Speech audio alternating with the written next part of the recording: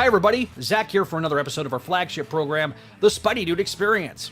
This episode is brought to you by our loyal patrons over at patreon.com/Spideydude Network. Pledge today and get both early access to content on the main channel, as well as entirely exclusive content, like brand new shows and commentaries for old Spidey stuff, including commentaries for the MTV series, for example, as well as the video editions for Voices from the Area Gargoyles podcast. And our Patreon first show focused on the Krakoan era of X-Men. We also want to encourage you to check out our other programs that are all available on Audio Edition. These are all over on Spideydude.com, and they're available on your favorite podcasting app. Shows like Clone Saga Chronicles, the show that started this entire network, Spectacular Radio, Spectacular Sal Buscema era podcast, Amazing Spider-Man Classics, the Slot Symposium, and the sister program on this channel, Make Mine Mayday. As always, be sure to hit the like button. It really does help us big time in the algorithm. And additionally, if you have topics you'd like to cover on a live show or in a recorded medium, make sure to leave a comment down below the description or shoot us an email at Spideydude Radio Network at gmail.com. Finally, make sure to join our community. Be alerted to all new updates by hitting that subscribe button and clicking on the bell. But to be clear, your viewership is more than enough for us. And if you want to hang out with us off YouTube, you can always go to our Discord, where we have all sorts of fun stuff, or you can join us on our social medias and follow us there. All the links are down in the description below. As always, we want to be making some references to visual aids and or live comments. If you're an audio listener, pay that no mind, but leave that 5-star review for us. Any and all feedback we will read on future episodes. Thank you, and without further ado, let's get rolling with this episode of the Spideydude Experience.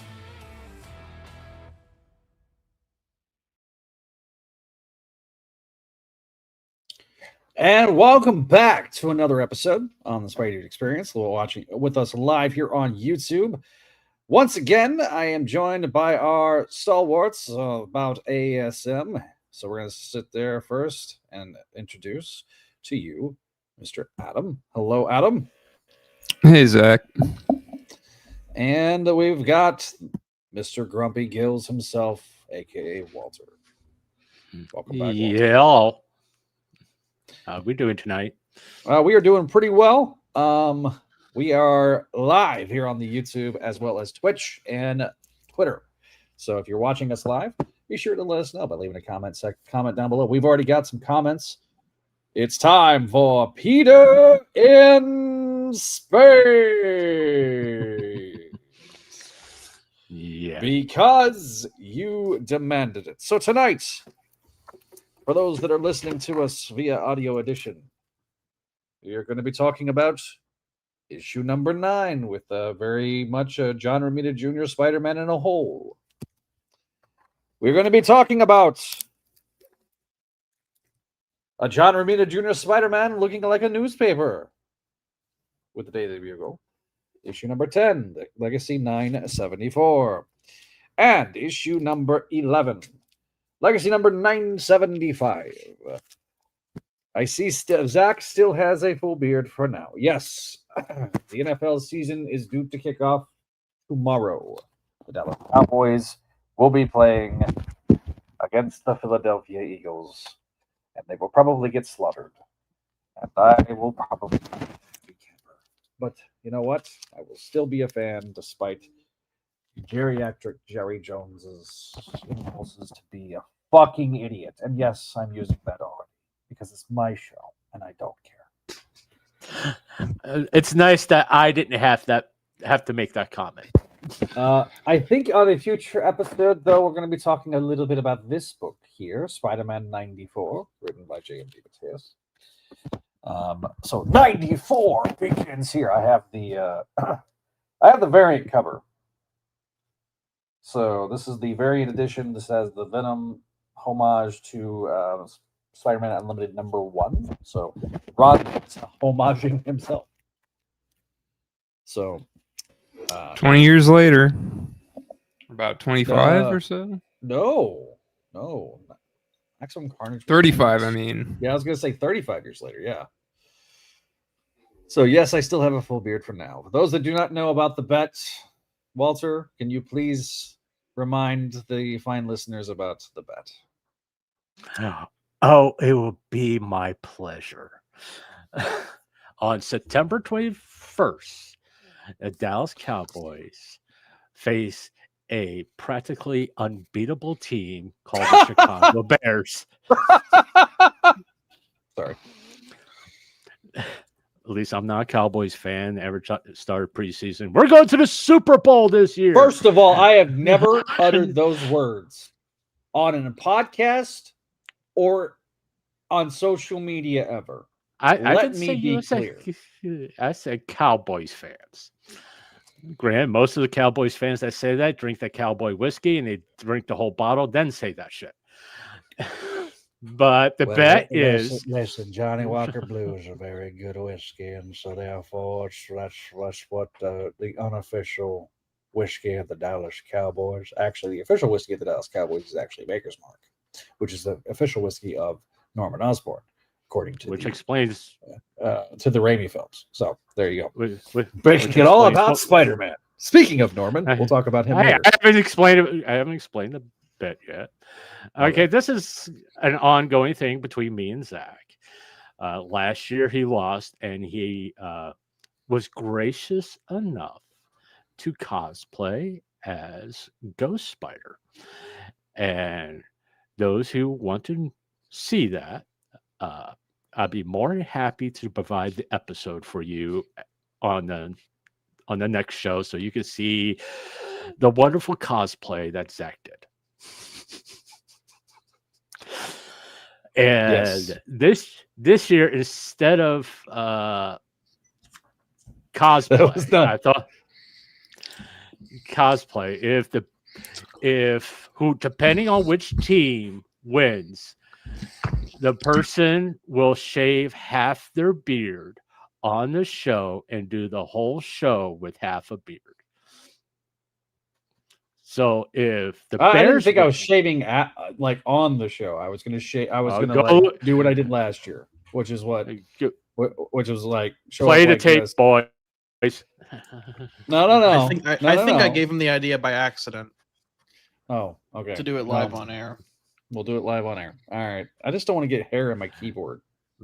I mean, you shed follicles all the time, anyways. That's just how biology goes.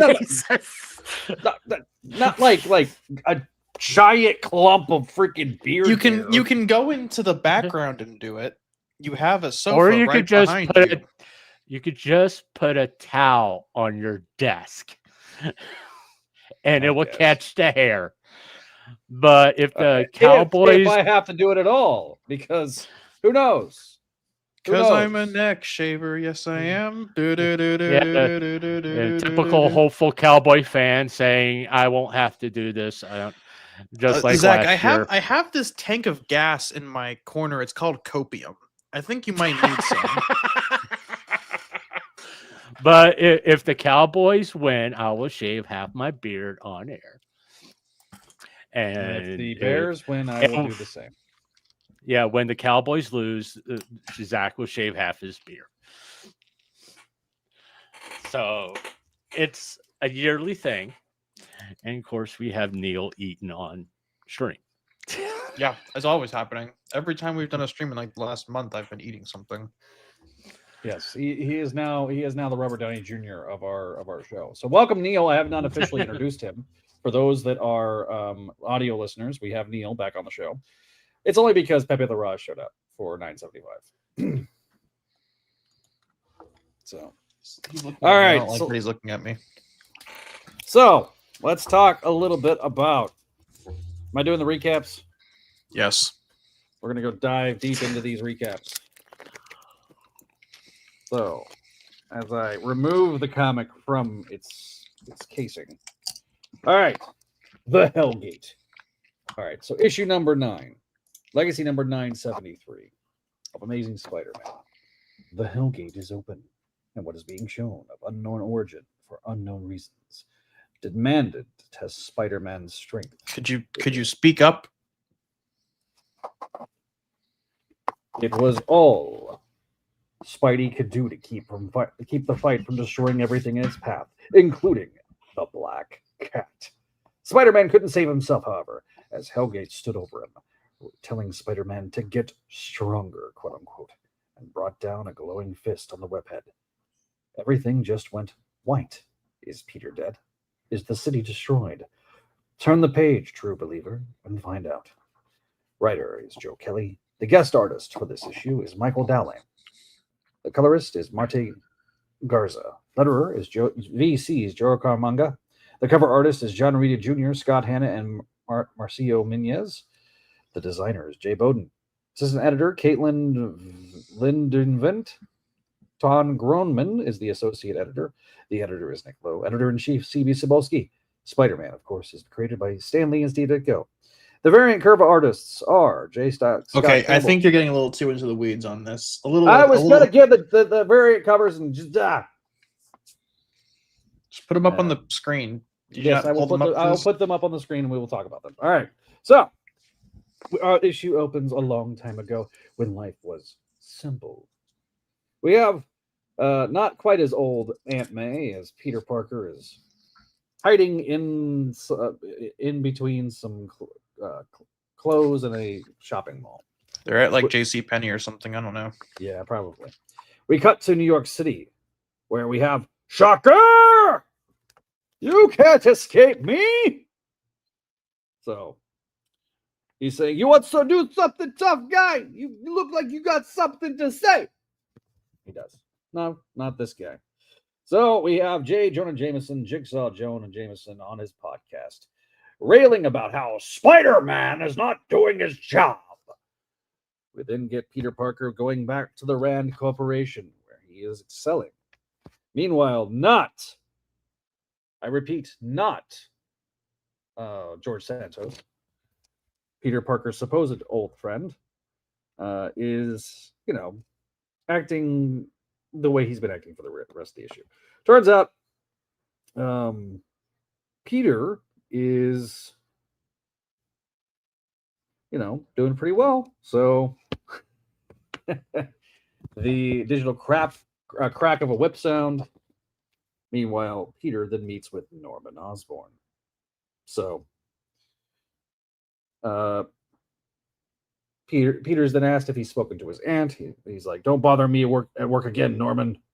Meanwhile, at the feast center, Aunt May's new beau is asking if she's talked to the nephew yet. Turns out, he hasn't. Meanwhile, back at Harlem, Tombstone and the Shocker are meeting, and Tombstone tells Shocker he's his new favorite.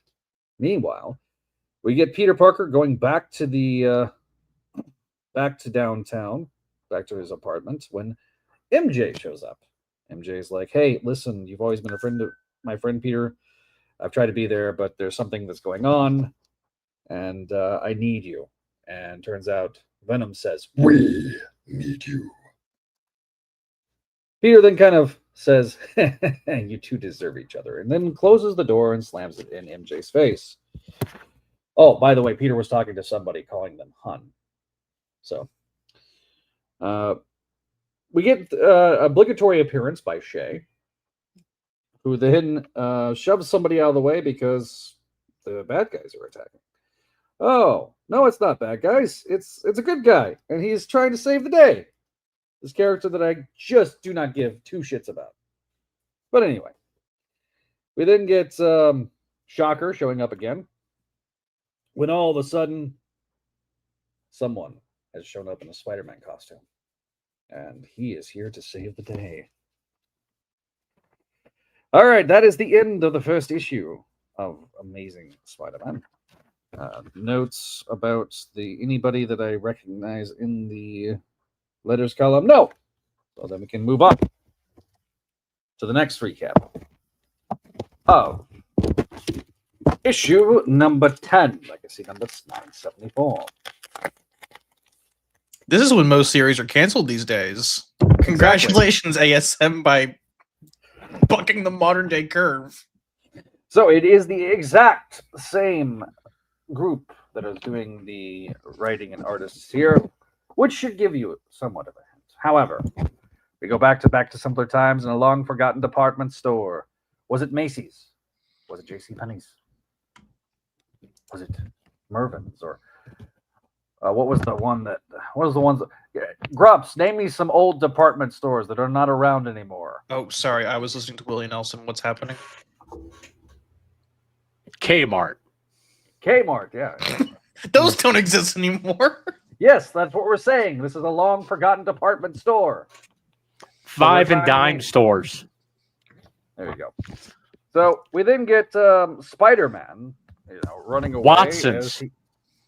Yeah, okay. Just let me know when you want me to stop. Okay, stop now. You can Borders. give me. Yeah. So Barnes and Noble. That's still around. We have Shay. I'm just about to mute your old ass. All right. All right. Mute the mic. There we go.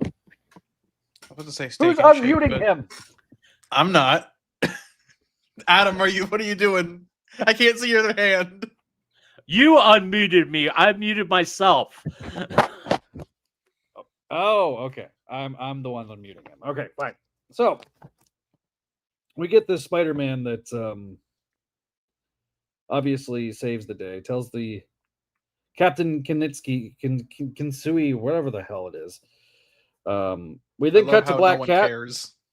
We cut to Black Cat saying the Spider-Man has gone rogue because it's Jonah again. We then get Peter Parker casually walking down the street when all of a sudden, once again, Tombstone pulls up in his limo. Says, "Hey kid, get in." Basically, he's like, "We need to talk privately." I can't do it. That just it turns out to be Venom. Why is Neil listening to Willie Nelson? I don't know. It's Willie Nelson. I already said. Okay. All right. So it turns out Peter's like, I don't care anymore. Like, keep me out of your bullshit. So we then cut to Peter telling his story. And George Santos is laughing really hysterically. And then Peter's like, hey, also your work here is wrong. The sequencing model is off. So, basically Parker is, put in charge and he's kind of being a dork. When all of a sudden, Shocker is back. Apparently he pissed off the wrong gangster. And then Black Cat comes in and helps try to save the day when Spider-Man shows up. Spider-Man just starts beating ass. And then he sits there and breaks Shocker's wrist. Says he's wrong. Then he swigs off. He then goes to he takes Shocker and throws him basically in front of Tombstone. And it turns out Spider-Man needs to have a talk with Peter Parker. And see, that is the end of the issue.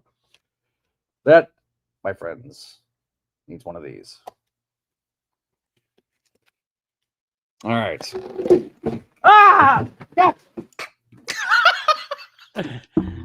He just spilled his whiskey, folks. If you can't tell, if you're listening to the audio version, now he's pissed. Yep, see? Told you he was my pissed. mice. It's not even whiskey. Well, you just gave your dog something to drink. Yeah. All right. Anyway. Hang on, Zach. Why don't you go? I was about to say I've already attended to it. It's fine. There was a towel nearby. And don't ask why there was a towel nearby. I have dogs. Sometimes I have to clean their paws. That you sounds asshole. even worse. I have to clean their muddy feet. I fucking hate you all. Oh. There goes his one. All right. All right. We then get to the big chunky boy $8 issue of $9.75. There are multiple stories here. Broken Mirror is done by Joe Kelly and John Romita Jr. with Scott Hanna and Marcio Menez. Can I offer an idea? We don't cover the backups. And then we have Broken Man by Joe Kelly, Pepe the Raz, and Marte Garcia. I will briefly mention the backups at the end, but they're not really that important. So. Sometimes they are, but they usually aren't. Yes, exactly. So we cut to long ago, simpler times. Once again, we have a very young looking Aunt May and a very young looking Uncle Ben. with Peter Parker as a toddler dressed up as Captain America. It's a cute little scene. Aunt May is, packing things away, and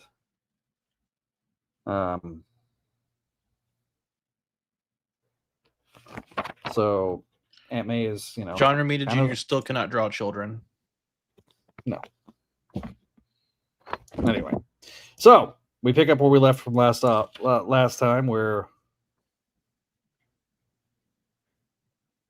he's like, Spider-Man's like, "Why are you posing as Peter Parker?"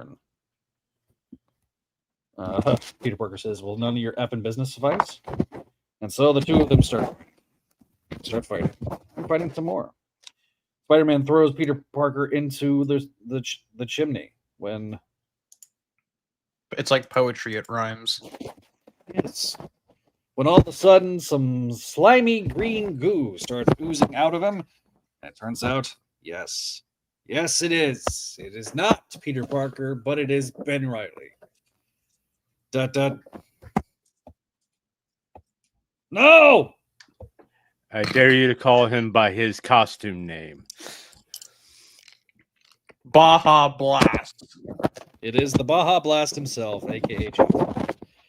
So, what gives you the right to call yourself Spider-Man? And so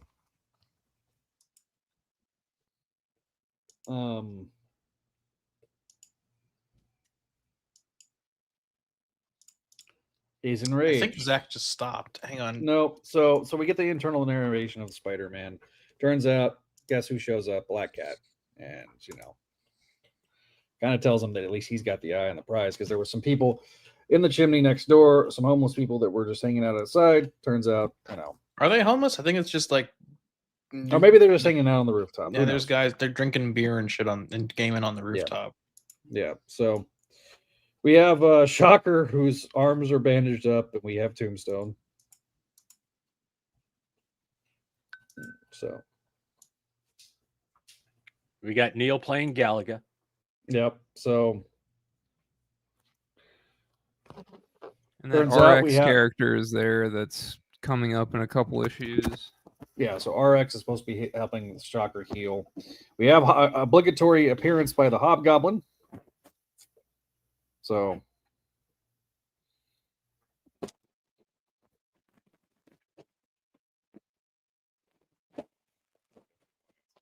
at the Grand Tavern, DA Grand Tavern, we have Peter Wait, I was Parker. muted. Peter Parker sitting there having a conversation with Felicia when Janine shows up. That's Ben. Yeah, okay, it's Ben. Fired. Did I say Peter? Peter's Yeah, you like said that. Peter. He looks like Peter, because even though he's not Peter. All right. Finally, so we Nick Lowe have- has gaslit you into thinking Ben is Peter. So Ben sitting there with Black Cat. This is their first interaction since Beyond, by the way, which they do reference. They also reference 8 Deaths of Spider-Man whenever Janine shows up. And Felicia asks the question, is the redhead thing back? So, Hang on, Zach? Are you bumping up against whose mic is causing feedback? I've been muted. It's been Zach. Yeah, I think it's Zach. There's Something's nothing- brushing up against it, so I'm not even near it, which is weird. I'm not saying you are. I said something is. Okay, is it better now? For our audio listeners, it sounds like Zach is rubbing the comic book up against the mic. Because better what Neil now? just said, yes, a lot better. I'm saying it diplomatically. Anyway, so Peter / Ben is telling Felicia, maybe you're asking the wrong question. We then get Spider-Man showing back up. We kind of have the dichotomy between panels between Aunt May and Peter and everything. Turns out, and then Spider-Man takes off his mask to reveal the truth. It's Tommy Lee Jones. What? It's Norman Osborn. Dun, dun, dun, because Zach's soundboard is clearly broken. Do you not hear it? Nope. No. Damn it! all you playing the Soundboy fans there. Unfortunately, like most things in our lives at our age, it doesn't work correctly. So again, apparently the city will have hope. It will have Spider-Man, and then we have a mysterious figure that's watching in the shadows. Is that Captain What's her face? Kitsumi. Okay. Who? The one from issue 8 who just comes out of nowhere and like I guess is part of Hellgate's lore or something.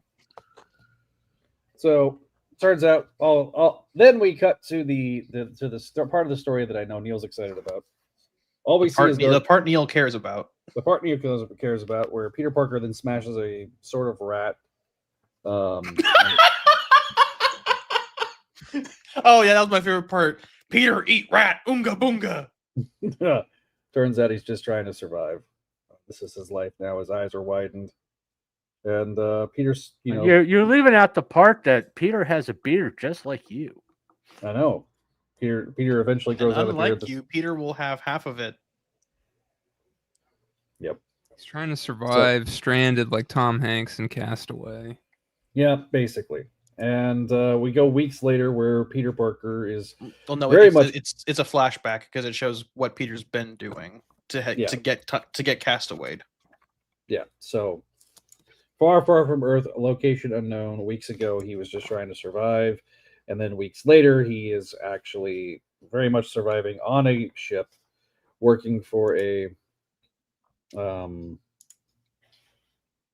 He's working for a scientist. It's Dr. Starblood. That's what they call him, Dr. Starblood. Yeah, Dr. Starblood. And so Peter's working for a scientist. And it's just like Horizon Labs. The scientist is, kind of seeing what Peter's made of. That he's talking about getting stronger, and he's getting flashbacks. And turns out they're getting along pretty well. Peter's, feeling like he can make himself stronger. When he goes into the part of the laboratory where it turns out that he's going to become a pet. It's too good to be true. So Peter then gets the flexi suit and begins to fight. After he defeats the monstrosity, it turns out that he releases all the captive people. And one of the captive people is Rocket Raccoon. Zach, how could you forget the most important character of all? The fifth smiling friend, Simbi. Oh, yes. The Simbi and yeah. So we then have a couple of backup storylines. Rapid Return and Spider Mayonnaise and In the City with Spider-Man. So Spider Return is basically this speed person that they keep trying to make fetch happen that I do not care about. The Lee Gatlin thing is just Peter talking about sandwiches. And then Threats and Menaces in the City with Spider-Man is basically just a big two-plate splash. And that's it. So anybody of interest in the letters page? Yes, yeah, Brad. I you did hear Spider Mayonnaise. It is basically Spider-Man talks about sandwiches for 2 pages, and the guy got paid like $500 to draw it. So yep, that is correct. Good for him. You know what? I appreciate the hustle. Yes, and welcome to the show, Brad.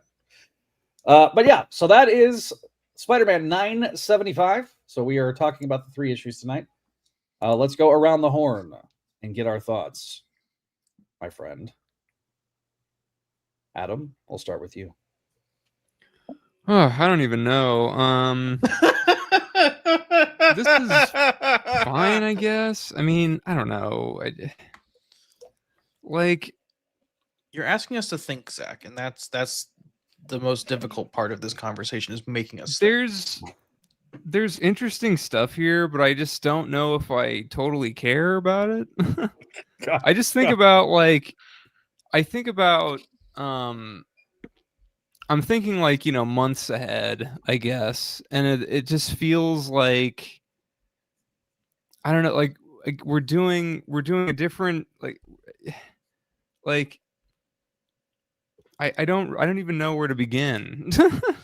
I we're, got we're I got doing thoughts like on. we're doing Superior Spider-Man and Beyond again all at once, and Peter's in space, and it's like there's these three different plot lines happening, and I mean it just feels like they're buying time for 1000 kind It of. is. That's exactly what they're doing.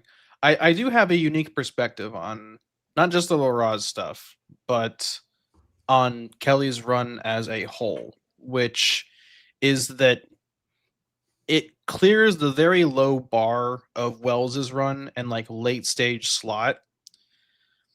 But I was talking with Sarah about this like just before the show tonight, and I guess Walter just fucking died. Walter just saw one of Brad's comments. That's what happened to Walter. Oh, he saw a pun. My point broadly is that I think Kelly's run is technically much more competent than Wells's. Yes. But it feels like it has less of an idea of what it wants to say. For all of Wells's faults, he had a mission statement, and as dog shit as it was, he committed to the vision, even to his own detriment. With Kelly's run, it feels like I said, the book is much more well paced. It feels like the characters have actual distinct voices and not just what editorial wants them to have. But it just doesn't feel like it has an overarching idea of what it wants to be. Like Adam said, it feels like it's spinning its wheels waiting for ASM 1000, and then they'll relaunch with Dan Slott again. Better not. Because like even low in the layers page, it says like, oh, I've read the scripts for 12 to 18, and it's like, god damn, man, like this is well, to be fair, a while. these books are made pretty far in advance, especially because ASM double ships. So yeah, right. But I'm just saying, like that's 3 months for like we're still going to be doing this story 3 months from now, and it's like thank God that it's twice a month, because if the book was monthly, I wonder if how drawn out it would be. So I do have a unique perspective. Aside from my Laraz glazing, I know Neil's said about the Laraz stuff and doesn't like the Romita Jr. stuff. I think Peter in space has more to it on the bone as far as meat than Storm and Norman trying to be Superior 3. And I'll explain that. And by the way, go ahead. Sorry. No, go ahead. My thesis on this is that one, Laraz, but also it feels like compared to 8 Deaths, which is basically combining oil and water to create Spider-Man and magic. Spider-Man interacting with like biology and technology and science fiction, at the very least, feels more up his alley. I don't know if it works in space. The one place capitalism hasn't ruined. If you've played, what was the game? Total War. I was gonna say Babylon 5, but go on.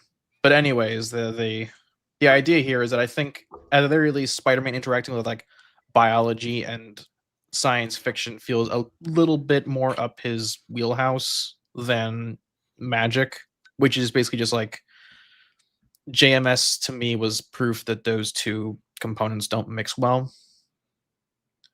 And they just keep doubling down on that part. So this at least feels like it has more in common, as weird as it may seem. The thing with the JMS and magic, I think, is that it was novel back then. It is now so cliched and overplayed at this point. And it's proven to not work. Yeah. It is a proven failure. I don't mind saying that it is. Yeah. Yeah. And I can kind of understand what Adam's getting to, because I read these issues again before the show, and it's your brain is trying to make sense of exactly what's going on, because the first issue that we're covering, it ends basically being Peter being beaten down. All of a sudden, we now have Spider-Man and a Peter Parker, and you're kind of going, okay, did he beat Peter's ass so bad he split into two people? And I think also And- it just happened in Spencer's run, Peter and Spider-Man being two individuals. We just had that storyline. Yeah. It's a lot of things is going on, and there's no cohesive narrative to what is going on. That's kind of my Okay. point. Is that the stories feel less cohesive, but like it's more competently written, if that makes sense. Like there's at least Yeah. something to latch onto. I don't really think I like the whole thing of like all this stuff is going to be happening on Earth, and then Peter has to play catch up when he comes back, and then there's going to be all these misunderstandings and stuff. Like, What'll Shay think? yeah, like, and it's like, it's just. I mean, I see where they're going with it already, and it's like it just feels like a waste of time, kind of. And by the way, Yeah. Brad, I'm not saying that Spider-Man in space is inherently a good idea. I'm just saying that compared to Spider-Man interacting with magic, it feels like it at least ties more to his core components. Yeah. So It's so let it's like Go ahead. It's like if you look at all three issues together, for some reason you're supposed to have this cohesive story where we now know that Ben is playing Peter Parker. He's the science person. Surprising this- no one. Yeah, and then we have Norman playing Spider-Man because for some reason that makes sense. And Well, then we okay, have I can go into that in a minute, Grumps. but go on. I'll actually go to bat for Spider-Norman, not necessarily because I think it's a great idea, Well, because I can understand what they're what I trying to do mean with by it. it doesn't make why like you're a little bit confused is because I mean the way the narrative of the lead up to the reveal, I was thinking it was a lesser known hero, not necessarily not Like the Norman. Prowler? Yeah, about the Prowler or somebody like that, or hell, even Miles Morales. But Yeah, but here's the thing: he wouldn't be as brutal, and I think, and this is where your gappage right now is kind of coming into play. With Norman, he's already been a kind of sort of hero with the Gold Goblin persona that he did for a brief time, and if you read that particular book, it does make all the sense in the world. So that- just to go to bat for Spider-Norman for like I guess a token defense of it, not necessarily because I Right. believe in it. It continues the Wells plot point of Norman trying to better himself, and I think he views being Spider-Man as the vehicle and preserving Spider-Man's dream while Peter's gone as the vehicle to furthering his penance. redemption. And it I goes into the whole parts from the original part of this run too, that Norman he's feeling like he has to make up for his sins because he's no longer full of evil anymore. And so from a narrative standpoint, it makes all the sense in the world. It also makes sense that he would be completely and utterly brutal because he doesn't have Peter's Sense of restraint. yes. Or And so he's empathy, gonna- really. Yeah, he's going to go in completely whole hog when he shouldn't. And And the so- good news is the very minor good news is that it seems like it's not going to be a Superior Spider-Man thing where everyone's fucking hogging up stupid pills to make the plot function. Yeah. Going off the cover for the next issue where all the spider people are literally fucking beating him in the street. I think that a lot of people are going to Yeah. I think a lot of people are going to catch on that it's not Peter. Yeah, Especially because I, mean, think everyone in this supporting cast in this cover knows that it's not, or knows Peter's identity as Spider-Man. right. To- And I think too. Look, if this is a redemption arc for Ben, if this is getting Ben back to factory settings, I'm interested. Now I'm gonna give the book a lot of credit here. This is the first time in a very long time to see him with Felicia and Ben in the tavern that was the first time Ben sounded like Ben in a very, very, very long time. Like since the end of I'd Beyond. say I'd at least since Beyond. I'd even go so far as to say since the end of David's Scarlet Spider run back in Fresh Right. Start. Yeah. And To get back, go ahead. thank you. To get back to what Adam was saying is because I don't have all the previous knowledge, which kind of helps. Like, hey, this is your first comic book. Why the hell is Norman a good guy, for one?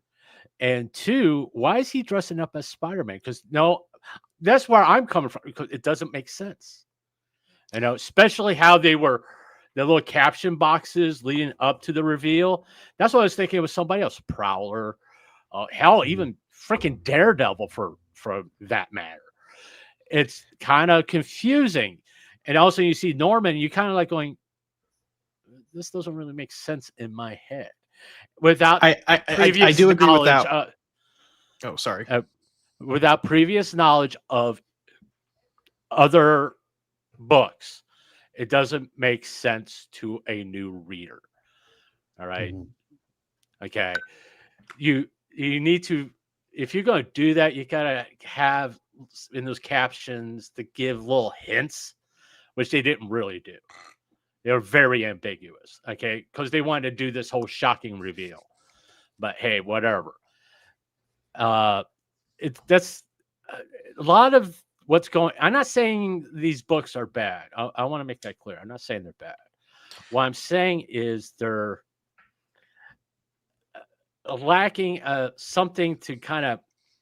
They're lacking the spider mayonnaise to make it all blend together. Shut the fuck up. I kind of thinking about it. I feel like this maybe needed to be built up more. Like, I think we needed to have more Peter. We needed more Peter, and we need more Peter at the Rand job, like regularly, and things of that nature. Maybe have him like fight Hobgoblin again or something before we get the Hellgate stuff, which leads into this.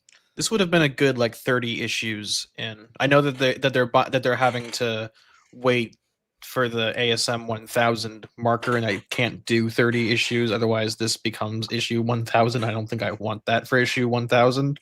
Yeah, true. But I think it would be better closer to issue 1000 than it is right now. So yeah, it feels like we're kind of like thrown into it. I mean, we had like it was what it was like 8 issues of this new status quo for Peter, and then all of a sudden it changes, and we get Ben and Norman and Peter. I want to say I can understand why people are uncomfortable with the idea of Spider Norman, because this is the guy who fucking threw a woman off a bridge and stole/killed Peter and MJ's baby, and also did several heinous, irredeemable acts. It's kind of the same fundamental issue as Doc Ock, where he, like 12 issues prior, he was going, I want to be fucking Hitler, leader of the Third Reich. And then like in issue 700, he's like, oh no, Peter's memories are making me good. I'll be Spider-Man for real, guys. And it rings a little bit hollow. So I do want to give a shout out to somebody for literally calling this on their podcast, and saying that it was going to be Norman and Ben Reilly. Mike McNulty on the Spider-Man Crawl Space pretty much picked up all the breadcrumbs and read the tea leaves, and he read it perfectly. So big shout out to him. You get a no prize. He should get a no prize. I also know Brad's in the comments. I'm gonna give him. Damn you! You're right, and it doesn't make freaking sense. Almighty Brad. I gotta be honest though. I'm kind of surprised how much I enjoyed Peter in Space. I like not necessarily a ton, but I thought it was pretty okay. Like I wouldn't want this. Look, the artwork in the second. But look, I gotta give everybody their flowers in these 3 issues, because and I do love the clever use of Dowling Michael Dowling as the guest artist for the build-up for these 2 issues, because Dowling, for those that don't know, he was an artist that came aboard during the Spider-Man Beyond era. So when Ben was Spider-Man, he also was on art duties for the Hallows Eve miniseries, Ziz, and one-shots. So it's kind of a clever use of artist, who's had a past association with Ben. So I thought that was very unique and very fun. And also serves as a very foreign perspective art-wise for the characters, because it's from the perspective of Ben and Norman, and then once we get into issue 11, where we finally are back in like all the answers are coming in mode, we go back to John Romita Jr., who is a perspective we are familiar with. Yeah. So in that respect, and like I feel like I'm giving shreds of praise. Yeah, I think it's a pretty neat artistic choice for that's guest artists to do guest perspectives. I also think that it's extremely well done and well orchestrated by both Kelly and Lowe, because I think it if we approach this as like scenes done differently, right, via the artist, I think it's incredibly flows well really together for me. And it allows Romita Jr. to do what he does best, which is fight scenes, right? So the Norman / Peter confrontation is a big fight scene. And I gotta give Romita Jr. his flowers for. I really think the Felicia, Ben, Peter, and Janine scene is actually really well drawn. I think it looks really good. I think that there was a little more time, it felt, that was devoted to this. It wasn't feeling like the deadline Romita Jr. that we sometimes have gotten over the last few years. And then we do the whole Spidey in space, and again, I will give all the flowers to Pepe Larraz, because I think those scenes are beautifully drawn. The bit where he and is it Dr. Starblood? That's his name, the fucking tentacle dude. Where they're hanging out and eating in front of his like capsule house. That's gorgeously rendered. He carried Dugan's X-Men for the first year. I'm not saying Dugan's X-Men was bad for the first year, but he does a lot of heavy lifting as far as setting the scene and establishing tone. Which is, what's really interesting is that when I met with Romita Jr. last year, and literally on the previous page is the Jim Shooter tribute, so it is relevant to this issue. One of the things that he stressed to Romita Jr. and somebody asked him, what did you learn most from Jim Shooter? And he said the art of establishing shots. In when you're transitioning to a scene, there has to be some sort of way to establish the depth of the area, and Larraz does a really good job with that type of storytelling, and I think it really shows and shines here. And it's interesting because it is a tale of the comic is there's no way to make it transition smoothly. Right. Well, and to me too, I think that's the one thing I will say about Michael Dowling is that he's kind of sort of the best of both worlds of what Pepe Larraz and Romita Jr. do well. And he's kind of like the best, like, meet me in the middle type thing, the mayonnaise part of the sandwich, maybe. I know. I just had to bring up this, I'm did so glad I out, wasn't drinking at that point. I do have a slight con, and it's the use of Imperial, because I don't know if anyone else here is reading Hickman's Imperial book right now, the one that's setting up the new cosmic era for Marvel right now. Right. I don't know, the idea that this one ship can't find its way back to Earth because everyone's fighting in the same stand, but that feels a little bit of a weak explanation. It's nice that they're including continuity from other offices, but it does feel like kind of a weak excuse for why they can't go back to Earth. But you can also make the argument that Dr. Starblood was saying that just to give Peter somewhat convincing of an answer to keep him as his pet. There's some things that I really hope get some meat on the bone, really we can sink our teeth into, like Norman and Ben. going colliding in a confrontation of some sort. Because I mean, obviously Norman's the one that killed Ben, right? So the spiral and descent into madness starts with, Ben's first death, and he's never had a chance to really address it or avenge it. So I think there is some storytelling meat on this bone. The fact that we're not getting a completely sidelined Peter Parker does make this different than Beyond, which is interesting to me because I've seen a lot of Ben Reilly fans that are like, I'm kind of liking this. I do feel like Joe Kelly gets Ben's voice down a little bit better than Zeb Wells ever did. I don't think Zeb Wells understood the character, and I think it showed. And I just wanted to point this out, that there was a guy on Twitter who mentioned that Zeb Wells actually did a guest lecture at their college about it was primarily about filmmaking and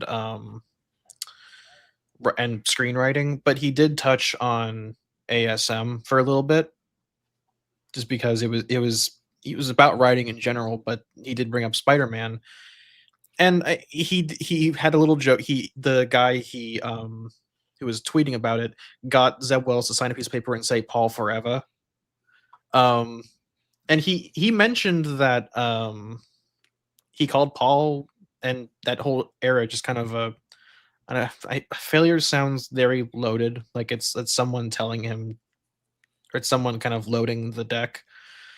But he did mention that he gave a good, insightful look at failure, like what it mean, how to move past failure. And for all my thoughts with Wells's run, I think him being able to take that on the chin and move on, I think that shows that even though I don't think his voice for Spider-Man is good, that he seems to be a decent dude with a good head on his shoulders who's able to take criticism well and take input from others. And not to pivot too hard out of the main topic, but I since we brought up Wells a couple times, I thought that was interesting perspective of how Wells himself looks back on the run now that it's been a year-ish, not even a year since it ended. Okay, that's all I got on that. Sorry. It's okay. No, I do want. It's relevant. I when do we're want to talking bring up comparing. something that happened about the book, which I'd found very interesting when Ben and Felicia were talking.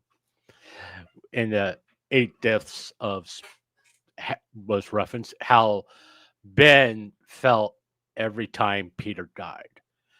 Okay, that seemed interesting to me, that they have this unique connection, like what do you call it, clone sense of each other.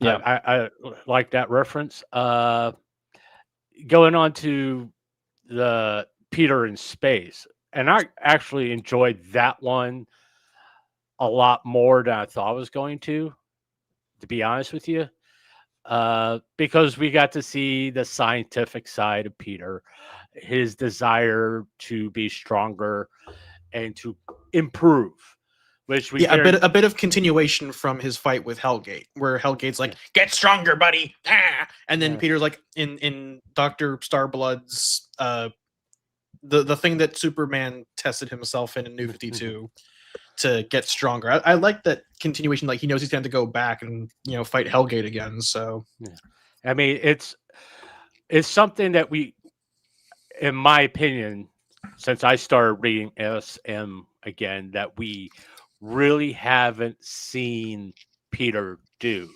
to improve being Spider-Man, but at the same time being Peter Parker. How do I use my scientific knowledge to be a better Spider-Man? I have a few nitpick issues, but it's not really. It kind of just took me out of the story a little bit on like stuff that happened in the previous books, like the whole Mary Jane Venom thing, and it's like, what? That felt even, like I don't think even Ben would have reacted that way, but it is what it is. Okay, since we made it. Reading the comments.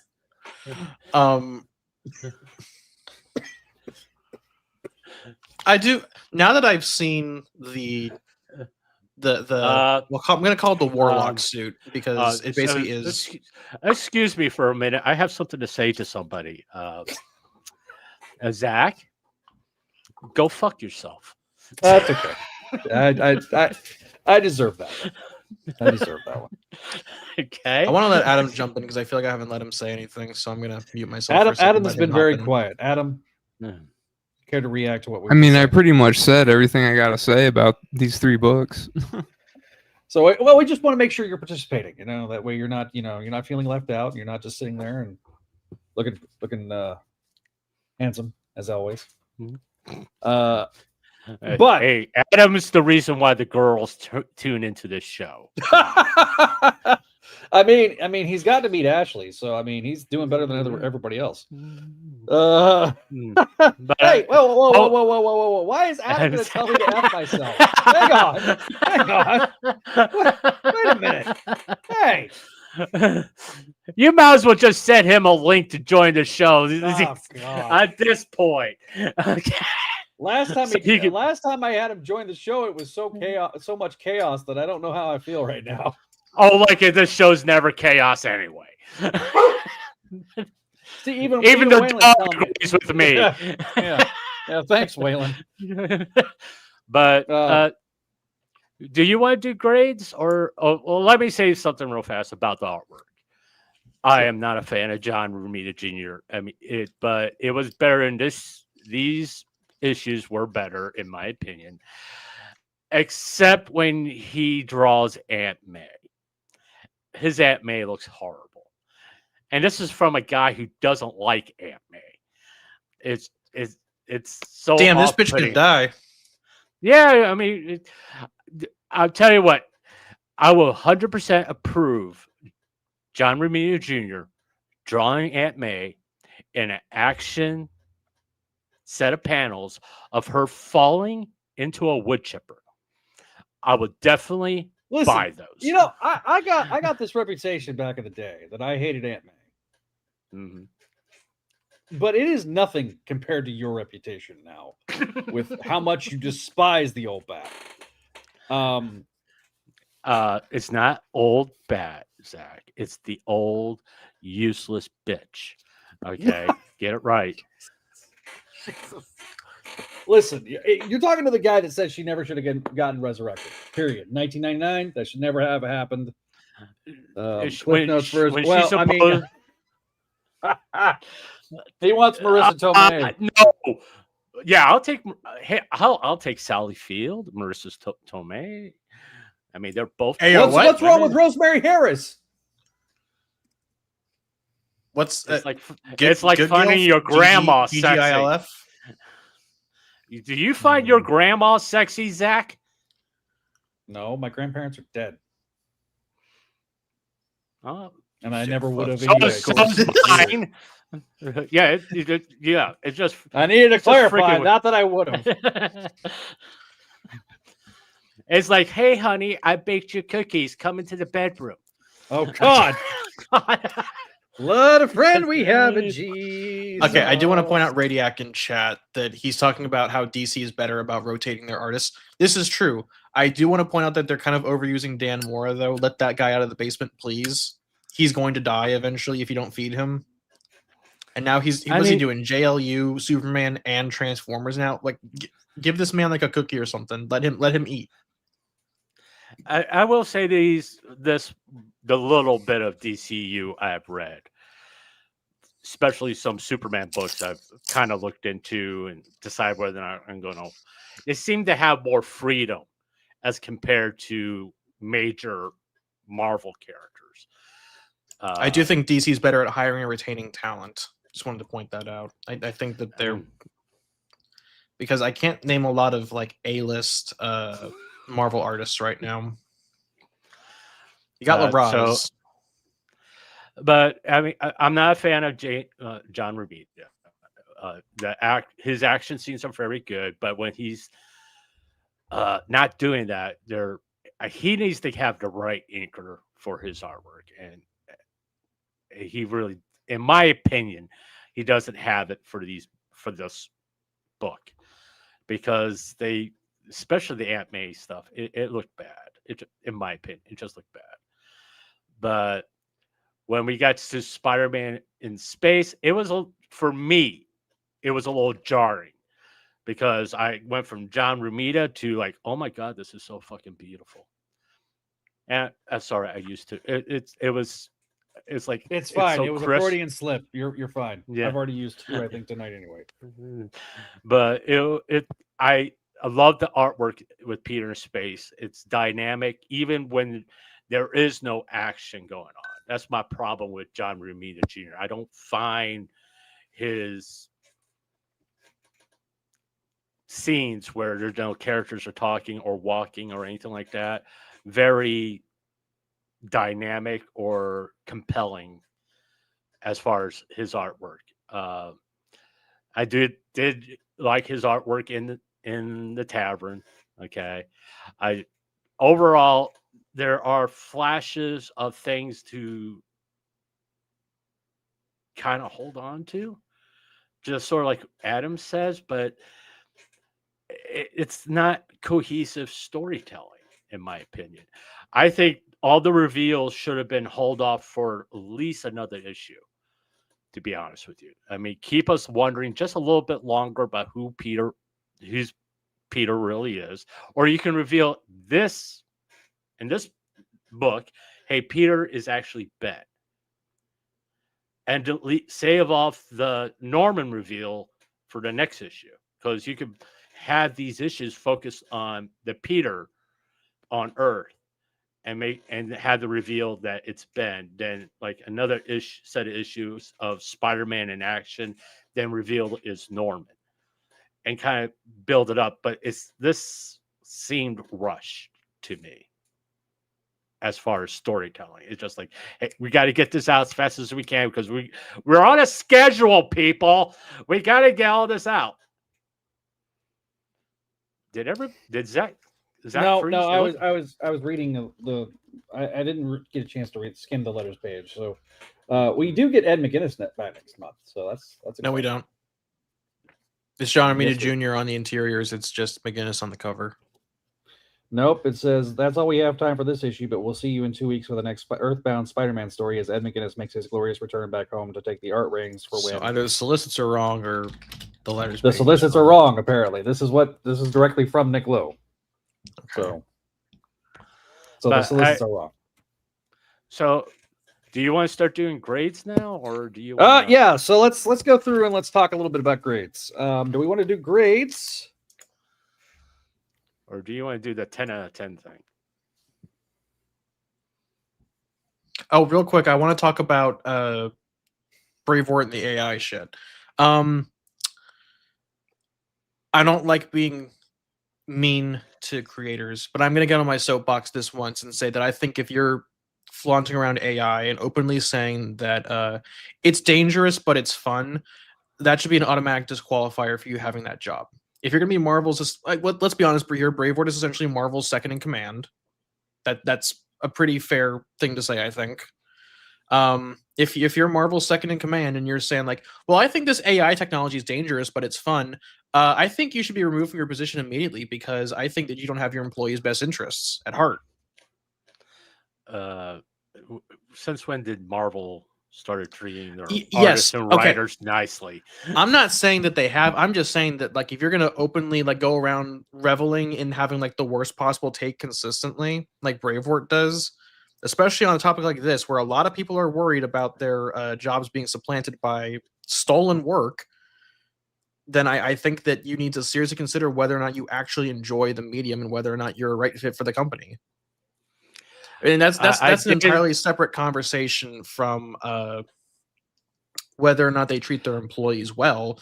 I think it's another thing entirely, while also relevant. Well, it does tie in really with companies starting to use AI. I mean, there's been, in the realm of the stuff I typically cover on my stream, there were people complaining about AI being used at a concert. My point about companies, because you can say Marvel Comics, but you're really talking about Disney. Okay, it's not Marvel Comics anymore. It's Disney. If Disney's going to save 5 cents on using AI in a comic book, they're going to, because it's a cost-cutting measure. I mean, as much as we may all not like it, if they make a movie, and if they can save $1 million using AI, they're going to use AI. I'm not saying they're not going to. What I'm saying is that this is a creative medium and it's a creative company, and I think that if they're willing to throw even one employee under the bus to save a buck, I think that tells us that they don't really care about. I mean, they obviously haven't for a while. They don't care about creativity. They care about making a buck. And I'm going to be real, guys. If they start using AI in their art, you might not see me on this show anymore. Like if even if it's not on Amazing Spider-Man or Ultimate, if I saw AI being used in a book, you might actually not see me on this show ever again because I'd be done. That would be my red line in the sand. I understand that point of view, but I'm a realist. It's coming. It's going. I'm not saying it's not coming. I'm just saying that, especially with generative AI, because it is built fundamentally off of stealing other people's work. It's feeding other people's work into a machine and synthesizing out something. Let's face it, derivative. It's not meant to be original. It's meant to be derivative. And while Marvel may do it as a cost-cutting measure, I think fundamentally it speaks to the fact that they don't care about their creators. At that point, it's just a mask off moment where they explicitly do not care about their creators. They care about their bottom line.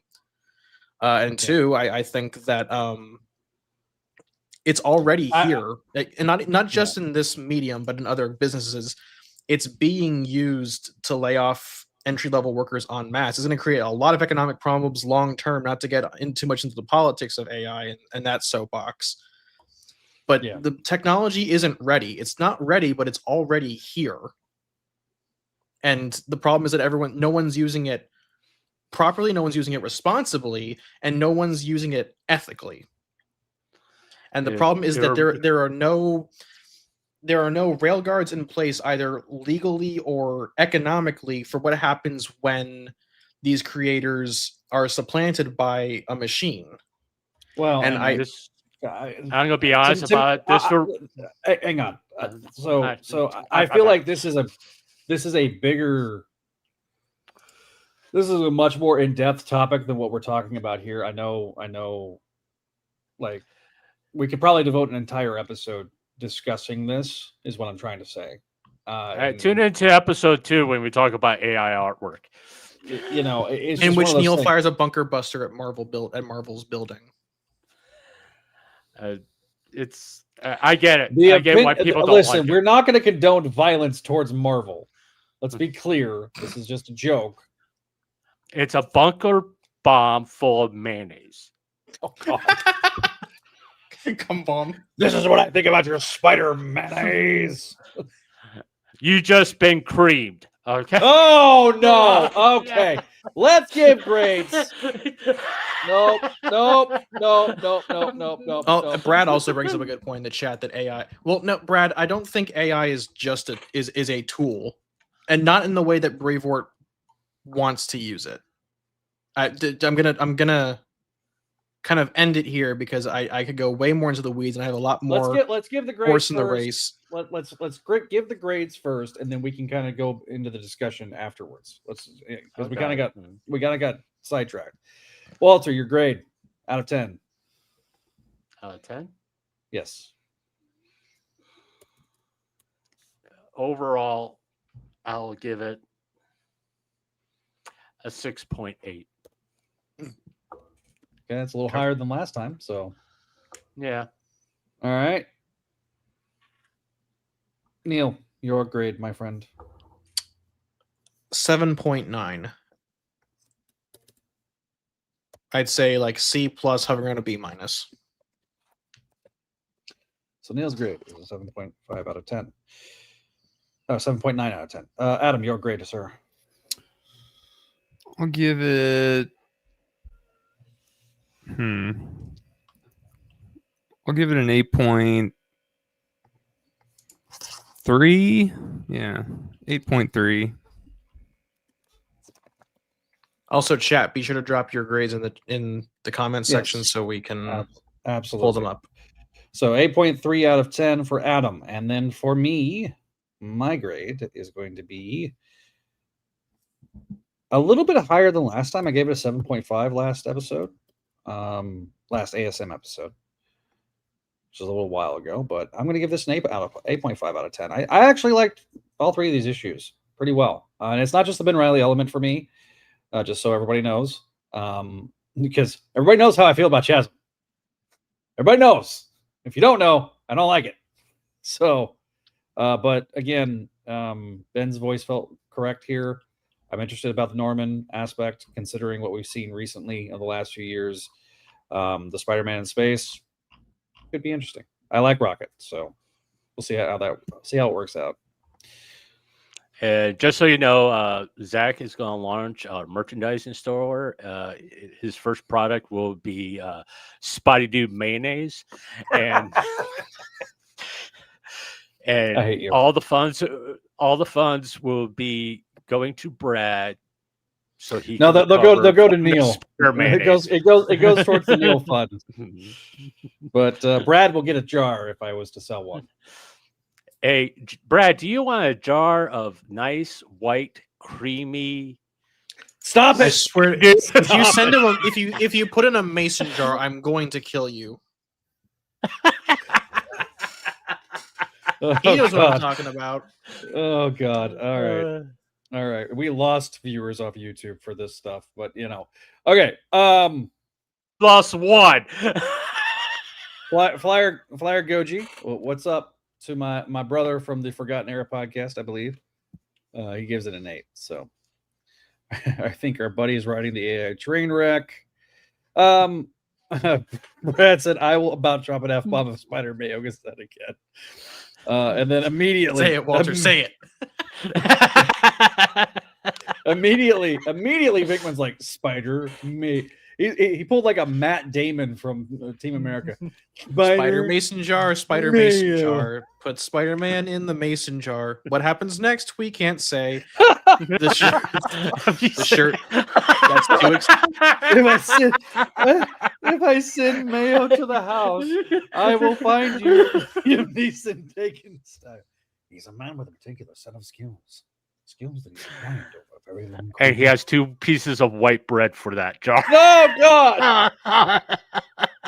You know what? Anyways, back to AI. Okay. We soon will have AI mayonnaise too. So, I do think that Bravewort openly going like, oh, this technology is really shitty and morally dangerous. I think it's fun.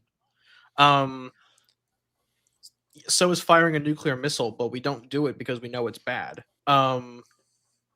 I recognize that there is sort of an inevitability to the AI problem, but the problem is there's no long-term plan for what happens to the people whose careers are displaced by it.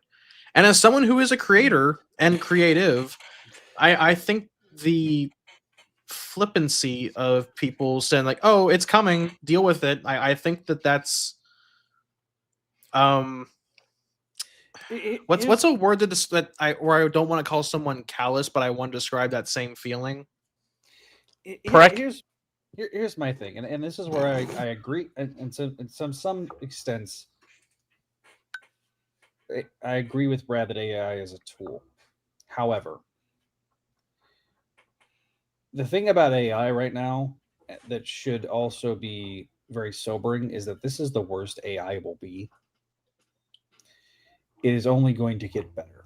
I don't know. GPT-5 kind of got worse, but what I mean, there's still going to be growing pains. But like, we talking in 3 to 5 years, this will all seem quaint. With the rate that AI is evolving and changing and things like that. This reminds me of the argument of digital art. But here's the thing. At least with digital art, there was a human element put into the digital art. all the humanity is stripped away for zeros and ones, and there is no soul to it. It's soulless. In some ways, it becomes callous because it's used irresponsibly. How we have to approach it, in my opinion, is somewhat with what I agree with Neil in terms of there has to be responsible usage of AI. There has to be very clear labeling of it. There has to be some sort of guardrails. It reminds me a little bit of like Asimov's rules for robotics, right? There was the 3 core tenets of robotics in his stories, and I feel like that there has to be some sort of 10 commandments of AI. You know, thou shalt not use it to defame another person, for example. That's the problem, though, is that the people who are pushing the technology the hardest want the least 10 commandments, but they even putting aside like whether something should be regulated or whether it should be like gentlemen's agreements. Yeah. The people who are pushing technology the hardest, like the Silicon Valley venture capital tech guys, they don't want those guardrails. They want like essentially the Wild West, because that means that they can do whatever they want without consequence. And I think for the people who want to implement it, and I'm going to include Brevoort in this discussion because he is pretty openly said he thinks it's fun and can be used. They don't care about the consequences. Putting aside the environmental stuff where they're literally poisoning Memphis, Tennessee for data centers. What do we do with the thousands of people? What the hell is that, Zach? My dog. He's moaning. That doesn't make...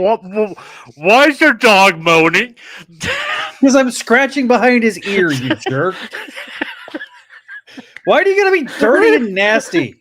Why do you gotta be the one to bring it down but to the real quick, lowest common denominator? But going back to this, I think that no one is asking the hard questions of when you put these people who rely on creative outlets for their income, like Pepe Larraz or John Romita Jr. or Michael Dowling or even Joe Kelly, who doesn't necessarily rely on generative or doesn't necessarily rely on art as much, but still contributes to it. Exactly. There are thousands of people who are just in front of the books, not even necessarily like editors or printers or publishers, who rely on their income. We're not thinking about the ramifications of what will happen to their livelihoods or their way of life when this technology becomes widespread and adopted and utilized. There is a flippant disregard for their long-term well-being at the cost of... I know I'm getting on my soapbox on this one, but this is a major problem, and Brevoort has brought it to the surface. Imagine if, okay, Zach, I'm going to bring it to a topic you care about. Imagine they made a fucking football robot. The Fox Sports robot that fucking does the dance at the end on the bumpers. Imagine if that thing replaced Peyton Manning or something. I don't know. He's a guy whose name I know. At least the Cowboys have a chance to win. If Radiac makes a good point. If I was an illustrator for Marvel, I'd be fucking scared right now. Like Ivan Coelho went on Blue Sky and he's like, I'm disappointed. David Lopez told Brevoort to go fuck himself. There's people.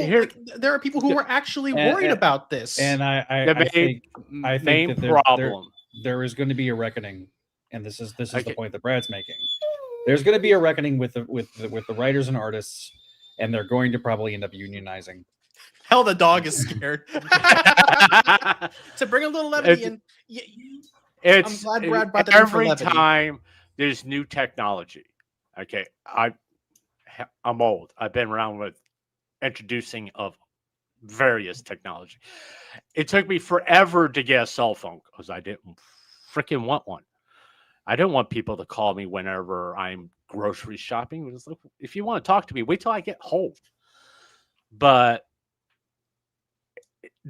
it's like digital art. People didn't like it because they felt it took out a human element compared to actually drawing on a page. I think that's fundamentally different.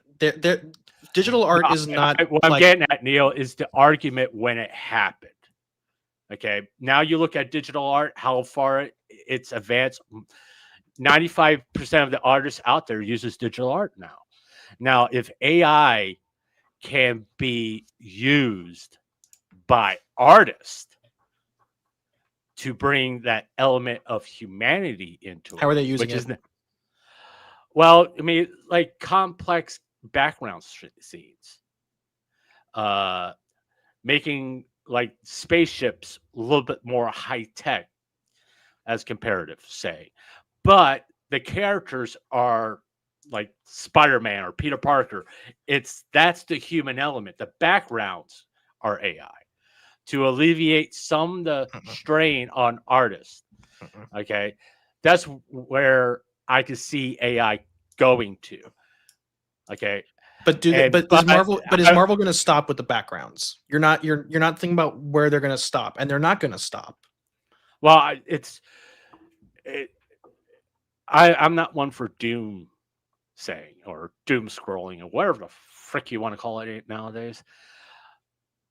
I can see AI being helpful in other areas. I understand in creative, it's very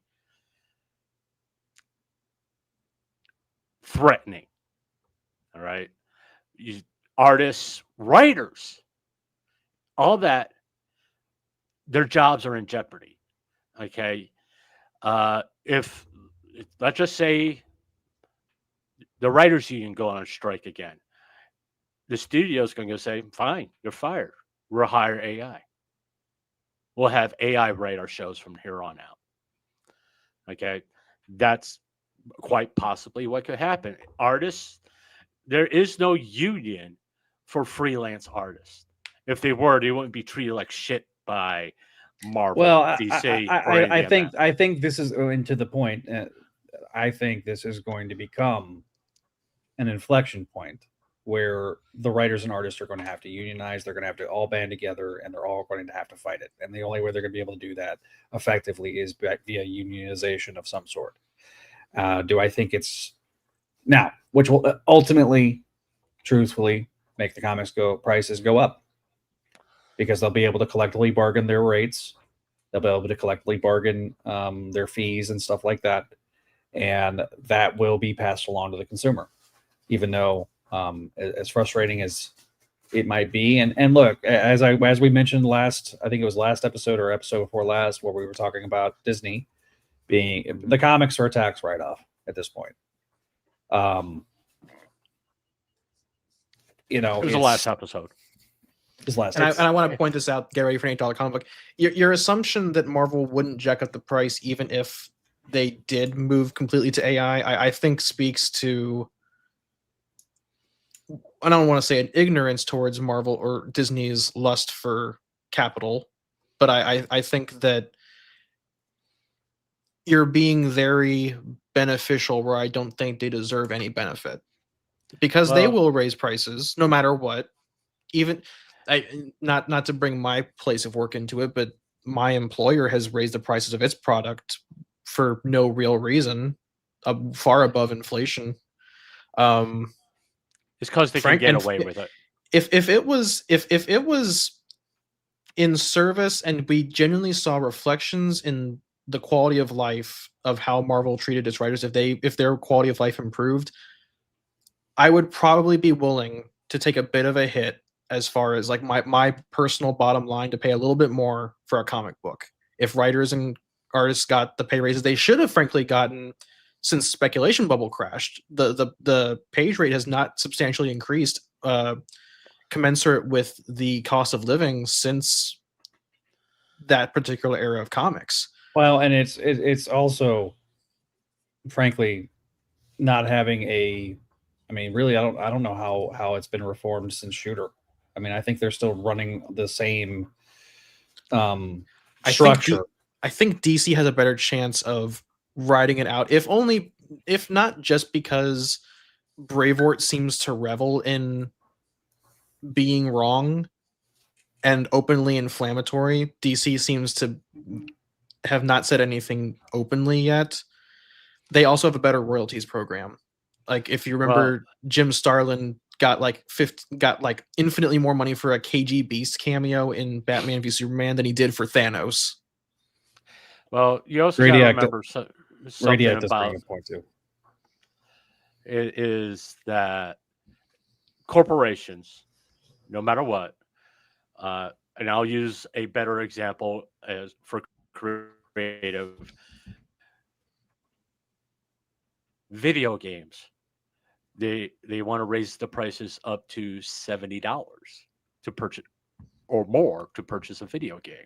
That doesn't include any special features or anything. For the base game, $70. Yeah. And people are going, why should we pay $70 for something that's low quality? Okay, the same thing is going to happen across the board. I mean, as much as people hate corporations and they want their treats and their prices, they still buy their products. Okay, if you want to send a message to corporations, it's like when One More Day happened. If everybody would stop buying Amazing Spider-Man, the change would have been reversed really freaking fast. If the sales completely tanked, but that didn't happen. People still buy Spider-Man. I do want to point out Radiac's point here that we've been praising how DC treats their artists relative to Marvel, and they did point that they've had a guy, I think it was Sorrentino, who was in an issue of Zdarsky's Batman, who had very AI looking renders in his book. I will give DC credit that I think shit canned Sorrentino and it wasn't a retraction, but they like issued a statement on it. I gotta be honest. I don't think DC or Marvel or frankly any company is going to look out for their employees' best interests. But I think Marvel, especially Brevoort, seems to revel in the contrarianism. Brevoort likes stirring the pot. That's what every chance he get, it doesn't not necessarily AI. If he can get a hate thing going because he thinks it's going to sell more books, he's going to do it. Well, we know his philosophy going off of Hydra Cap, which is like an enraged fan is an engaged fan. But I got to be honest, like I mentioned earlier, if I saw Marvel using AI regularly, I'd probably take that as my signal to bounce. It to me signals the ultimate disrespect towards its own employees. Like even regardless of how bad you treat them, there is like, I don't want to say at least they're getting paid because that implies that they should be thankful for that, even though a paycheck is like a transaction and not a statement of caring. But using AI would ultimately be my red line in the sand. Because that tells me that everything is off the table now. Yeah, that's fair. And actually, I want to touch on what Brad said about. Yeah, I was going to bring that up. Thank you. Yeah, his X-Men isn't I don't know if it's selling as well or better than Krakoan era X-Men. We don't know anymore because they've stopped listing the official copies sold. They used to sell them. I think the pandemic was when they stopped listing the official sales numbers. Well, and once there was no longer a monopoly.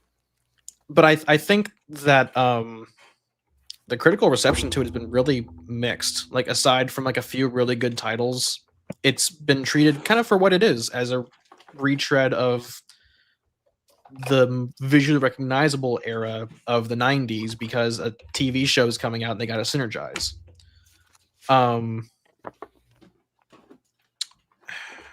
I don't know. I'm particularly not interested in his X-Men era. I liked McKay's run and I liked Simone's era up until Raid on Greymalkin.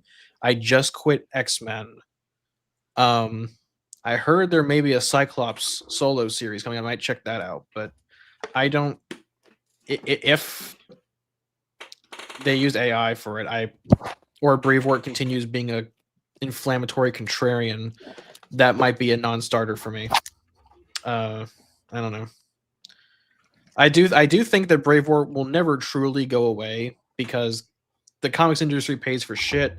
I don't think that stops at the contractor level. I think that Brevoort is probably paid enough to keep alive, but probably not like 401k, like, matching contributions. He's probably got health insurance tied to his employee. He doesn't have like a long-term retirement plan in the like the way they treated Peter David should be like the red flag that no one at Marvel is safe. I'm going to have to disagree with you, buddy. Even their editors. I think Bravewort should leave, but I think, especially with how weird the economy is, I think that no one's really should be leaving their jobs just out of that pure that pure survival instinct. And I think even more so for comic creators. If Marvel and DC or any comic book company wanted to really set hey, we're going to treat our creators and writers well, they will give them ownership of the original creations. I don't disagree. Okay. As someone that worked as a 1099 for most of his career, employees are treated a lot different than a 1099. So I'm saying why I disagree with you. Brevoort is an employee. Yeah, he is of Disney. So he's got probably getting a nice paycheck. I'm not saying he's a millionaire. I'm saying he can live a nice standard of living. Within his means. Yeah. And a 401k and health benefits, all that stuff, because you're an employee. Yeah. At that point. I mean, they list those jobs on LinkedIn. They actively send, it's like, oh, there's an associate editor job open at Marvel. They don't say, we're looking for, on LinkedIn, they don't say we're looking for writers and artists. I should make a point that my distinction is that I don't, like, compared to, like, I don't know, Kevin Feige or Alan Buckley, I don't think Bravewort makes, like, if he wanted to retire today, could he? I don't know. He probably could. He probably got stock options as soon as he got the Marvel acquisition. I guess I'm not thinking about that, but if he could retire, and I think he should. If he can't afford to, I don't blame him for sticking around. But in some ways, I think it is mostly just like a stay out of pride and double down when you're clearly wrong kind of thing. But what I'm saying is that I don't blame comic creators for working to the end to pay for their bills. Like, I don't think Brevoort's in anywhere near as bad of a situation as Peter David was financially. But I it's even close. I don't think it's even close. Peter David was basically treated like a second-class citizen, where Brevoort can have steak every night. And I think Marvel should have a serious reckoning. Not just Marvel, but I guess industry-wide, but Marvel especially, because their mistreatment of employees is well documented, and especially with this AI thing coming in, it's going to become even more exacerbated. How they treat their employees, whether or not they should make their contractors into full employees with benefits, and I think they should. But I think that speaks a lot to the longevity of the company, the industry, and whether or not Marvel will choose to ultimately be on the right side of history regarding that. I don't think that's, sadly, I don't think that's going to happen. It's not, but I think that without a major union movement. Okay, if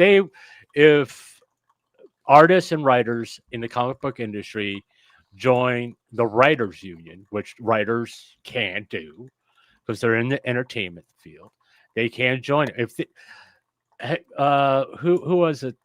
They have, like, DC's hired JMS. He's part of the union. He writes. Are you talking about Screen Actors Guild? Or not? Yeah, the Writers Guild. Sorry, I'm thinking. Yeah, Writers Guild for a second there. I mean, people think the Screen Actor Guild just represents actors. No, they represent grifters. That's an entirely different. Yeah, the Screen Actors Guild is an entirely different thing. They represent. But it's an artistic union needs to come in place to help protect artists from the concerns about AI, all this stuff. I mean, when streaming happened, actors went ballistic because they weren't getting their cut from the streaming. I mean, everybody should thank Scarlett Johansson for going, okay, I'll sue Disney. I don't have a problem with it. And that's Well, how also, that she also had an AI kerfuffle with OpenAI because they use her voice without her consent. Yeah. And I think that's ultimately I think that might ultimately be Marvel's undoing, is like they decide to just use someone's art, they get caught, and then someone takes them to court. Though if they are work for hire, there's probably not as much of a case around that. But you know what I mean, though, right? Is that I think that Marvel needs to... Should there be boundaries for AI? Of course. Is it going to happen anytime soon? No, until there's a class action lawsuit. It's not going to happen. Also, Someone's probably going to have to pay out. Probably not until the bubble pops, because AI right now is a speculation bubble, and I think it's going to burst. Like anything else, right? But like right now, especially where it's propping up like a third of the economy. Once that bubble bursts, I think that they're going to have a serious conversation about how AI is used in their workplace, and not just like as a fun little tool to render, I don't know, like an old balding dude's noir crime fantasy render for his Substack.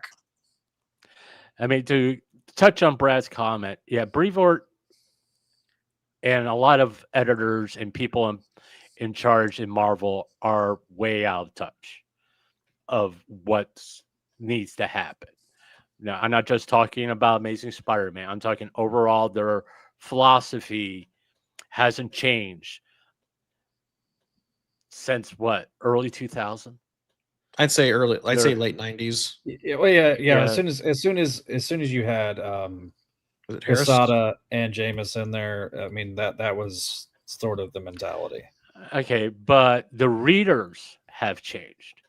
Okay, you can't use the same tricks over and over again because readers going to catch on. It's Lucy pulling the football. Eventually, people are you're gonna learn to. It's like getting punched in the face every day. And also manga is much more accessible than it was in the 2000s. That's holy shit, boobs. Yeah, I was gonna try to use the transition out of the. What I'm gonna do is I'm gonna clip the AI. Hey Zach, can you do me a favor? Can you show us the covers, please? Thank you, because we're going to transition out from the AI. I'm going to clip this. Look, I am going to clip the AI discussion because I think it deserves like its own like clip of the show. I think that would be a good use of resources here because I think it's It's like record to reform AI. Oh boy. Okay. All right. So all I know is that Brevoort needs to transition out from under that hat because. All I know is that Brevoort needs to transition out of his position. Okay, so let's talk some covers. After covers, we're going to talk about mayonnaise. Okay. Let's end. So this is the main cover for issue 9. It's like a Looney Tunes cover. It kind of does. And and then we got this one. This is Michael Dowling. That's not Dowling. That looks like Capuccio. It said Dowling on Marvel. Or Lupacino. But we already know that Marvel.com isn't always the most accurate. Then we've got this one here. And then finally, boobs! This one here. Yeah. What the hell's wrong with her eyes? Dear God. She's staring into your soul, Walter. That's her penance stare. It looks like she all of a sudden became Asian. No, it's more like she's just like staring at you into your soul. Well, then we got penance. We got ASM 10 with the newspaper. I like this bit. I think it's cool. This is Pablo Siqueira. His cover. Does he have an eyebrow? Is that an eyebrow above his eye? Yes, I think so. He's mogging you. And then we got another MTV Man. To see more about MTV Man, go to patreon.com/Spideydude Network. All right. Add file. All right. So there was only. Oh, we're missing one. Oh no, we're not. The mayonnaise got it. So this we had four variant covers for 9, 4 variant covers for 10, and then we get to 975, and good God Almighty! Hang on, was that Dyke Ruin for? Yeah, I think so. Kind of a fun, unique perspective.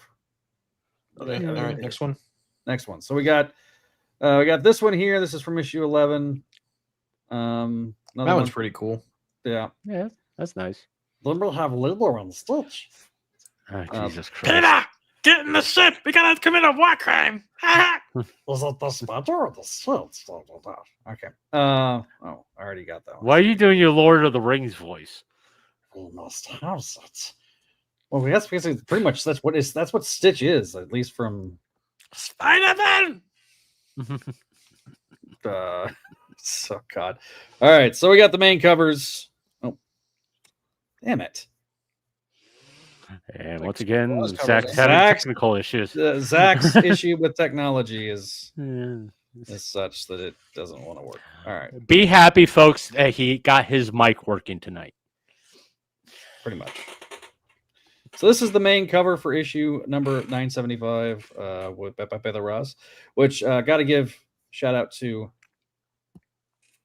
our artist here, Mr. Neil. Thank you for your rendering using this cover You're to welcome. render our issue. So let's see. We got that one I've already shown. I've already shown that one. We've got this one here.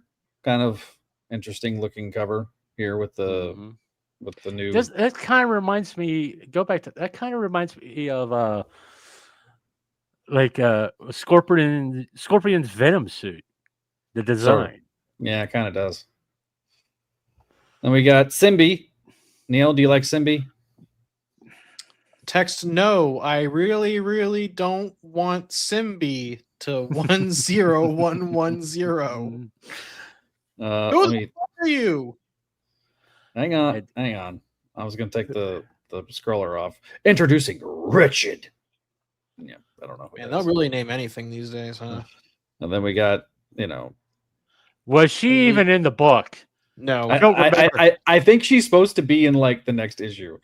I Brad believe will that's Javier appreciate. Garan. That last Yeah. one was Javier Garan. Yeah, this is the Brad will like this one. This is definitely from the 70s Spider-Man cutout mask. So buy this comic and use it to cut out a Spider-Man. You don't understand how many comic books I ruined that way. Behold the future of the Amazing Spider-Man. This was the promo shot from Pepe the Roz. So this is not the main cover. It looks like this was a variant. There's also a textless version of this cover as well. Then we have these. Dear God, what's wrong with Aunt May? You just dig her out of the grave and put it on the cover? Yeah, basically. Jesus. And so we've already shown that one. So yeah, I think that's all of them. So there's a bunch of variant covers for this issue. Do you like any of those? He did. Brad ordered the Lee Benjermo cover, so that's pretty cool. No, Quesada was not brought out as editor-in-chief. That was Bob Harris. Bob Harris was the editor-in-chief from. Quesada was either 99 or 2000, right? Yeah, it was 2000. It was 90, like the end of 99 into 2000. Oh, hang on here. A question related to the show. Thoughts on the new costume. Now that I know it is a Warlock costume, it's like an actual Warlock from the X-Men. I kind of dig it a little bit more. Don't know how you feel about the 2099 vibe. But it's a neat little diversion. It's a. It is better than the majority of the new suits we've gotten since the end of Coming the SWAT soon. era. I guarantee you, we will see this as a Marvel Legend in about a year and a half. I guarantee it will be in Spider-Man 3. With the little symbiote puppy thing. Little Symbi accessory, yeah. Yeah. You are the one that buys them all for $9.75. No wonder It's- Marvel does it. Because you got guys that do it. They buy every variant cover. So, But why? all right, guys. Well, Collect them all. This has been a very interesting episode. I have to say, the AI talk really was not something I expected, but I really do appreciate everybody's input and you guys' discussions. It was a very good back and forth, I think. Stop slathering me with mayonnaise, Zach. Stop glazing. He knows how much I hate that phrase. He knows how much I hate that phrase. All right. I do have a little bit of a shine on me now. Simbi needs to be eaten by Gog. Where's Gog? Did they just let him die? I know, right? What happened to Gog? Is he like? There's gonna be like somebody's gonna pick up that plot point and be like, Are we gonna get a JR issue where Randy goes into his apartment and Gog's corpse is just rotting in the corner? or is like Randy? Is he still just like taking care of Gog and no like? He's not brought it up. I assume at some point AI ate Gog. Yo, what if the Warlock suit eats, like, Peter comes back to Earth and finds Gog and the fucking suit just eats him? Oh man. Well, Gog is relevant to Spider-Man realizing that his best bud. I forgot Boomerang came back to life. That is true. Oh, yeah. Yeah. Mayo glazed ham. You know what? To be fair, Walter does have the consistency of a honey baked ham. So. All right. On that note, let's. At least I'm smooth and I don't have prickly things like Zach does. So let's go back to Patreon. So thanks to on that hair. If you want to call that hair, go ahead. We want to thank our patrons over at patreon.com. Patrons that, like you see up on the screen, we've got some new patrons that have joined. They're on their 7-day trial. You can join now for free over at patreon.com/Spideydude Network. We've got our sensational tier: Allison, Cindy, Casey, Doug, Ed, Eric, Georgia, Greg, Janelle, Jessica, Joyce, Catherine, Kale, Laura Howard, Lump Moose, Master Drama, Phoenician, RJ, Vanessa, and Vicky. Thank you guys for your support, as well as Tara. She's our spectacular patron. You see our friendly neighborhood patrons up on the screen. They get their audio only shout outs at the beginning of the audio editions. We got Walter and Venkman. Thank you guys for your support. If you have not, go over and listen to Voices from the Eerie, where they talk about different various things about gargoyles, including the Demona comic book that I have in my hand. I finally got this, thanks to Dynamite for finally using somebody other than Diamond Distribution. New episode of Make My Mayday. Me and Kelly are planning a new episode very soon. We got more Books of X coming your way, which is a part of the exclusive Patreon perks that you get over on patreon.com. Video versions of Voices from the Eerie as well. We got ASM Classics, Clone Saga Chronicles, Spectacular Radio, the season 1 of ASM Classics, and CSC and Spec Radio are all part of our Vault series of shows. We got the Sabu Cinema Era podcast that's coming to an end later on this year as we get closer and closer to the end right before the Clone Saga. You can also check out our fine interview with Mr. Greg Weisman, where we talk exclusively about the Spectacular Spider-Men series in its entirety, in its complete totality.